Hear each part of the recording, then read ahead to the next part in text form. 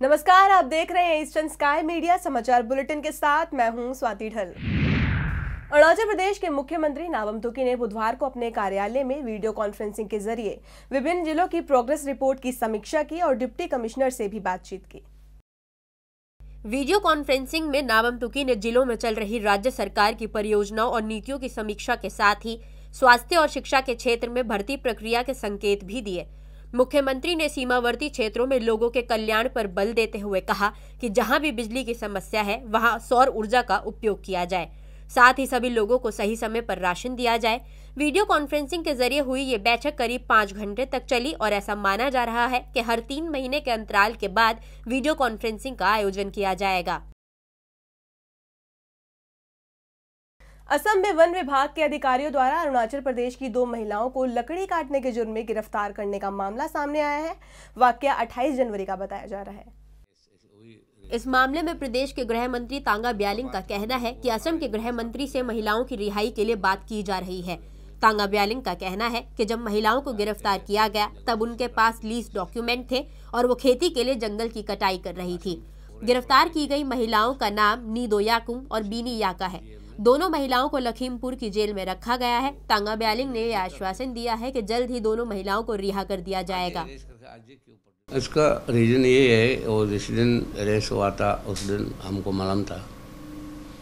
मालूम होकर हम DC-0 SP-0 को, असम DC को और असम का जो फॉरेस्ट डिपार्टमेंट को बातचीत करने के लिए बोला था।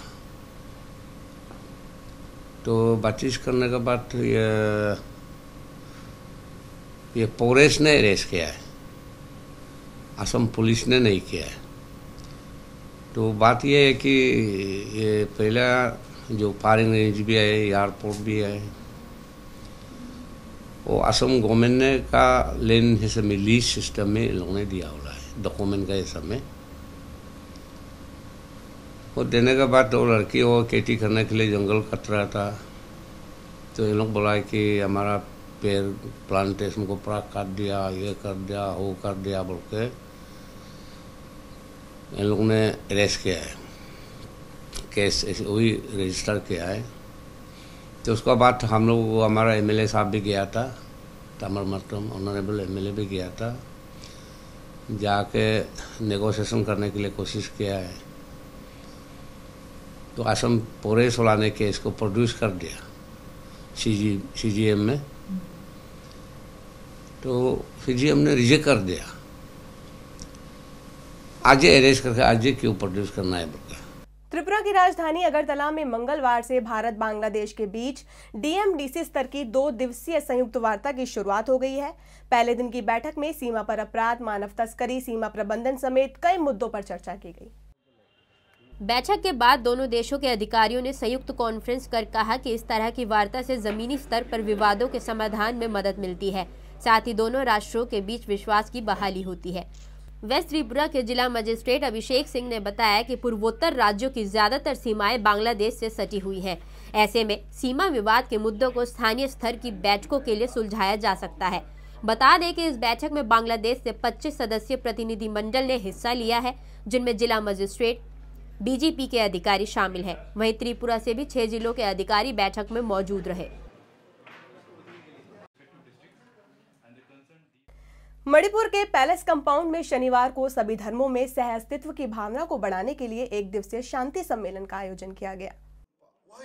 खवाई नुंगसेंग सिंथा एसोसिएशन के द्वारा सम्मेलन का आयोजन किया गया था। कार्यक्रम में पूर्व मंत्री RV मिथिंग, गृह मंत्रालय में आंतरिक सुरक्षा सलाहकार डॉक्टर CH मनोरंजन मुख्य अतिथि के रूप में उपस्थित रहे। एसोसिएशन के सचिव T लेईशेम्बा ने सम्मेलन को संबोधित करते हुए कहा कि सम्मेलन के माध्यम से समाज में शांति का संदेश पहुंचाने और विभिन्न समुदायों के बीच भाईचारे और सद्भाव की भावना को बढ़ाने में मदद मिलेगी। The reason for organizing this peace convention is to bring peace in Manipur. Because in Manipur there is so many underground groups, and then we don't get peace in this place. So that we need God's consciousness and universal love. It is bring by truth, love, and sacrifice. For this reason, we are organizing this one-day peace convention. How many religions were taking community or religions were taking community? From Manipur, different communities like Christian, Hindu, Muslim, and Meiteis, all the religious communities have joined this convention.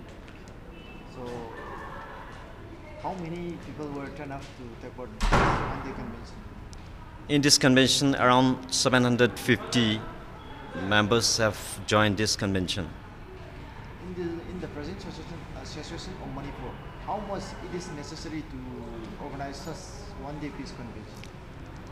This is very important time to bring peace in Manipur. That is, there are so many ethnic groups in Manipur. That is, about 33 tribals, hill tribal peoples have resided this place, and then Meitei and Meitei Pangan and Hindu have also resided this place. So different communities have resided here and living together. So we need a peace convention. Is a great need for this time in Manipur. So such peace convention is need to be organized in village or school or every corner of Manipur. After this peace convention, we will organize in different parts of Manipur for Hiri Konba, and for every Sunday and Thursday we will organize community meeting in different places of Manipur. And how many spiritual were taking part in this one-day convention? In this convention, for Hindu, Muslim, and Christian and Meitei, this have joined this convention. Manipur के polo ground में रविवार से 12वें Assam rifles cup state equestrian championship और छठे junior equestrian championship की शुरुआत हो गई है। एक हफ्ते तक चलने वाली चैंपियनशिप में 14 क्लबों से 155 घुड़सवारों ने हिस्सा लिया है, जिसमें 12 महिला खिलाड़ी भी शामिल है।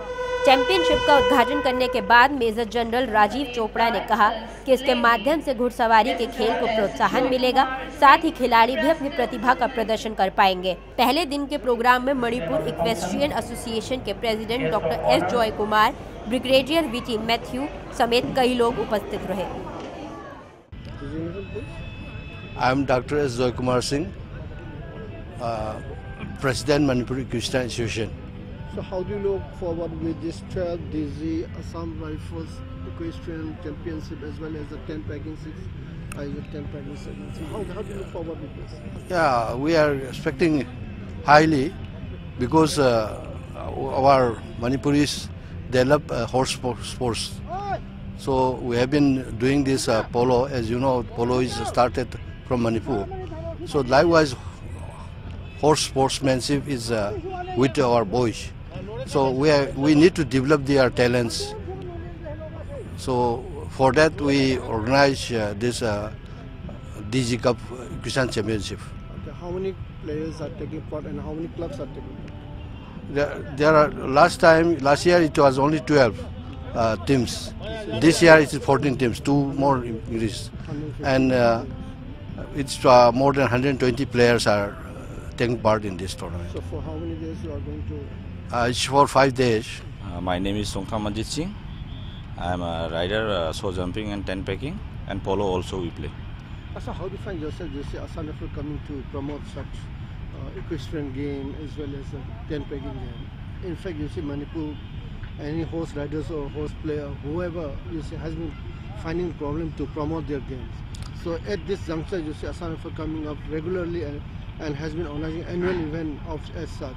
How do you find? I think he is continuing 12 years. This is a 12 years running. They have continuing tournament is organizing. We want to whole every year we continue. Then we have promoted a new jumper and 10 packing. 10 packing is the best for the Manipur pony rider of the polo rider. It's the best for the 10 packing, and show jumping also we can try it. Since you started in 12 years, what is the significant change you see right now? We have a lot of changing, but now we have one problem. We have no thoroughbred big horses. We have just doing in our pony.